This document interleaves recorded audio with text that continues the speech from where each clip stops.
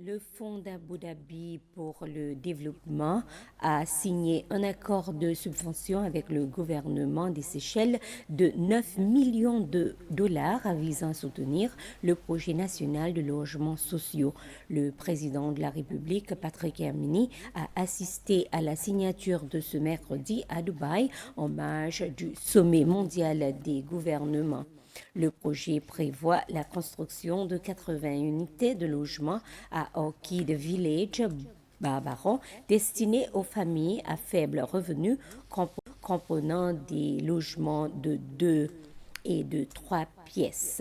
Au-delà de la construction de logements, le projet inclut la mise en place d'infrastructures essentielles telles que l'électricité, l'approvisionnement en eau, les réseaux d'assainissement ainsi que des espaces communautaires sûrs. Et depuis 1979, ce fonds soutient le développement des Seychelles à travers des financements couvrant plusieurs secteurs clés, notamment le logement, l'énergie, la communication et les transports. Les débats se poursuivent à l'Assemblée nationale autour du discours sur l'état de la nation prononcé par le président Hermini le jeudi 27 janvier. Et hier, les chefs des deux partis ont été les premiers à réagir, ouvrant la voie aux interventions des autres députés. La session parlementaire d'aujourd'hui a permis de poursuivre les échanges alors que plusieurs membres ont pris la parole pour exprimer leur point de vue. Du côté de l'Union démocratique CCLOA-LDS, les députés estiment que le discours présidentiel ne reflète pas la réalité actuelle du pays, soulignant, selon eux, un décalage entre les propos tenus et la situation vécue par la population.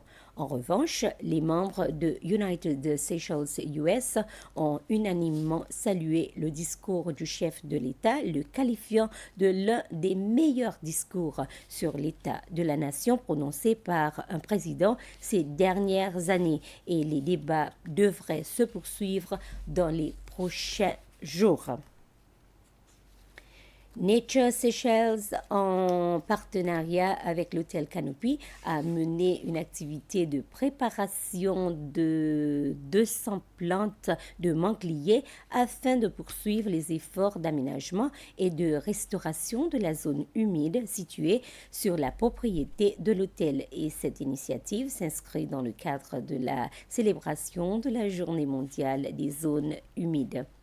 L'hôtel Canopy fait partie des établissements hôteliers ayant signé un engagement avec le ministère responsable de l'Environnement pour la protection et la gestion durable des zones humides, présente plutôt sur leur propriété. Et cette action s'inscrit dans le cadre du projet Improving Community Involvement in Wetlands qui vise à renforcer l'implication des communautés et du secteur privé dans la conservation de ces écosystèmes.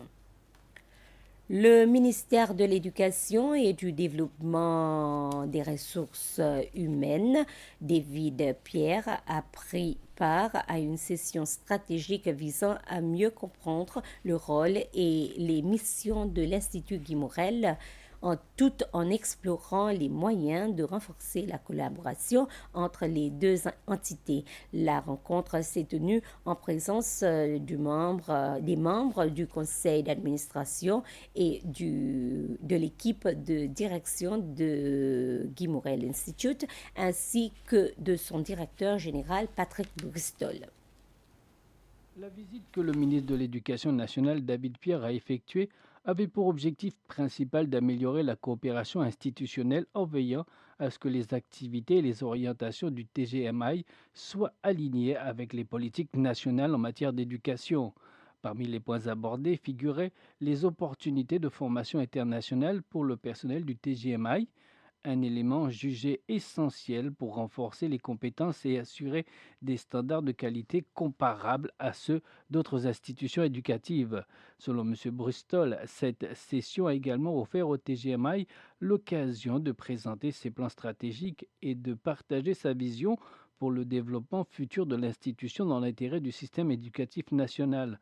Un appel spécial a été émis pour que les diplômés de cette institution puissent avoir accès aux bourses d'État, tout comme les autres étudiants des autres institutions. De son côté, le ministre David Pierre a insisté sur la nécessité de travailler en étroite collaboration et a promis d'entamer une discussion avec la division des bourses au sein du ministère de l'Éducation pour que le TGMI puisse également bénéficier.